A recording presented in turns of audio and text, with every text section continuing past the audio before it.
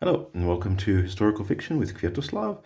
This is part of a series that I've been doing with my new friend Derek Green, who is also makes YouTube videos on different subjects, particularly historical fiction. And we've been reading, kind of in collaboration or in concert, some of the same short stories by some different authors there, and producing our own takes on the videos there. And I at least have found the exercise very enlightening and really interesting, that not to be producing the videos kind of in a void there to get someone else's opinions there. We don't really consult about our opinions of the stories in particular there, so I'm really interested to hear his opinions of these stories, which I think for a lot of them he's reading for the first time. For me, these are generally rereads. But I think he's been really insightful on the stories and given me a lot of food for thought. So I've been really enjoying the collaboration, and I hope it continues. So Derek and I generally try to put out our videos around the same time. So I'll try to include a link at least to his channel in my video, so you can watch his video as well, which I'll be looking forward to also. The authors that we've been talking about lately have been two of my favorite authors, Harold Lamb and Robert E. Howard. And for this video, I'm going to continue on my favorite collection of Harold Lamb stories, which are called The Swords of the West. He's got 8 collections of these short stories, which were put out by Howard Andrew Jones in the early 2000s there, which were collections of Harold Lamb stories. If you want some more background on Harold Lamb himself, I'll put a link to some of my earlier videos going into a bit more detail about his life there. And I've also been really enjoying this because we're also going to be reading the tales from another one of my favorite collections, Lord of Samarkand by Robert E. Howard. And I think reading these two books together gives you a real insight. You can see a lot of the influence that Harold Lamb had on Robert E. Howard's Crusader stories, and you can see a lot of the connections there, which I think is really another kind of nice, insightful way to look at the stories. Now, we've already looked at some of the opening stories in this collection. As I think I mentioned before, it's kind of a random collection of stories with primarily Westerners as the protagonists or point of view characters in these stories there. And they were written, I think, from the early 20s, so I think 1921 until the last story was written in 1953. So you can see, and these were all published in adventure magazines of the time, mostly Adventure and Collier's, and you've got publication dates and so on, and the magazines that they appeared in, and in the appendix here of the source acknowledgments there. So you can actually take a look and see which stories were earlier and which ones were later. And this is actually one of his earlier stories there. And I actually think that Harold Lamb's earlier stories, the ones that he wrote in the 1920s, were probably his best short stories there. I think there probably were a number of reasons for that. I think one, in the 1920s, he was given a bit more kind of free rein to write what he wanted, whereas in the 40s and 50s, the market started to change and he had to change kind of his style accordingly there. So I think these early stories, you get really his best work there. And we're going to talk about my favorite story in this collection there, which is called the Grand Cham, or Grand Cham there. Just in case you're wondering, Cham is the European word for Khan, kind of as in like the Mongol title Khan, like Genghis Khan, Kublai Khan there. So this is the longest one. This is about 100 pages there. So it's a bit more of a novella than a short story there. And I think it was I'm not sure if it was originally published in one magazine. And that seems a bit lengthy there. It might have been broken up into a few different magazines. I'd have to look into that as well. But it has actually been published, I think, as a novella form as well. But yeah, this is Probably one of my top five Harold Lamb stories overall there, along with some of his other longer stories such as Durindal, which doesn't appear in this, which is actually an actual novel there.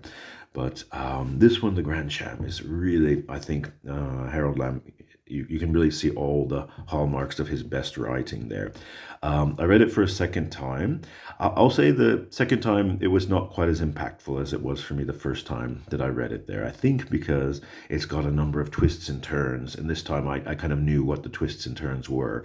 So I'm not going to go into too many spoilers on this one because I think a big part of the joy of this tale is kind of not see you think you see which way the tale is going to go and then suddenly it takes another direction and another location entirely and so on there. So I won't go into too much detail on that.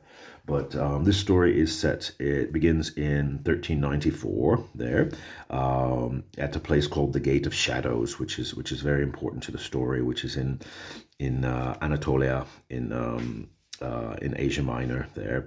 And it opens up with a number of Christian sailors who've been captured by a Muslim lord called Bayazid, who's known as the Thunderbolt, who was really an incredible terror. He to the lands there, and he was a massive threat to Europe from the Saracens there, from the Turks, who were planning, and he actually fought. And his nickname was called the Thunderbolt because he was a mighty warrior there, and he was an actual historical personage. This one interweaves some actual historical personages with the fictional characters that Lamb created there. And I'll just give kind of the opening scene because that will kind of set the story. So you've got these sailors who've been captured, and one of the sailors is a bit more, what would we say, a bit less suppliant to the Lord than he expects. He's got this one, and the sailor's goes by the name of Michael Bayarn there, who's a sailor from Brittany. There, they give a bit of his background there, and he's a bit more defiant of being a prisoner there, which attracts the ire of Bayazid, who's used to people kowtowing to him when he's captured there. And Bayazid devises a very almost disgusting torture for Michael. He actually uses this device, this called the iron sleeve, which was a type of mechanical device designed, something like, if you've heard of the Bernicles, it was another Saracen torture device where it was designed through mechanics. You would put his arm was forced into this metal device, and it was designed to actually shatter the bones of his arm in several different places. So they would shatter his arm and then adjust it slightly and then shatter the bone in another place. It was just it sounds like the most brutal kind of torture imaginable. And that's the opening scene of this, with this protagonist Michael Bayarn, who's one of my favorite Lamb protagonists ever. I think he's a relentless character in this novella. He almost feels like a force of nature in his quest for vengeance there. So I think I won't go into too much detail about what happens there because we kind of see it's actually got a large cast of characters, much more than you would expect from that opening there, and it expands and it's got some really interesting characters. I said the charlatan Cavillo and a very and one of Harold Lamb's absolute favorite historical characters makes an appearance later on. Again, I won't mention who that is, just in case. I said it's a story that's over 100 years old, so I don't feel terrible about spoiling it. But if you're going to read this, I'd really like you to go in as I did the first time, knowing nothing about the story and being surprised. I said it's almost a uh, kind of an epic cast of characters with a fantastic twists and turns throughout. And I said it's almost certainly my favorite of this collection there, and I highly recommend reading the Grand Cham there and this collection in general. Which there are no bad stories in this collection. It's really fantastic. Um, I was taking a look at it a little bit in a different way this time because in one of the previous videos with Derek, he went into some discussion about the language that Harold Lamb uses in his tales, and I think it was a really good observation, something that I haven't thought about there. But Harold Lamb's dialogue and descriptions are very archaic. They're intentionally designed to kind of evoke the past there. But I realized that might make it the stories a little bit less accessible to the readers if you're not intimately familiar with the expressions. Dog of a kafir. He likes to use a lot of foreign words in his writing there.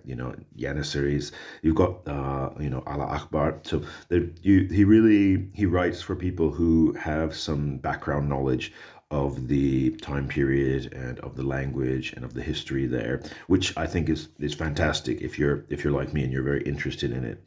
But I can see how that might make his stories a bit less accessible to someone uh, who's not as familiar with the history itself and with the writing style. I mean, when I read it, I don't really think about this archaic language there, but I can imagine if you don't read a lot of this, you know, older historical fiction, you might be less familiar. I think modern historical fiction tends to modernize the language and the dialogue quite a bit more. Just, I think, to try to make things more accessible overall. So I think that was a great observation on Derek's part, and it's one of the things that I'll try to continue to kind of comment on in further videos there.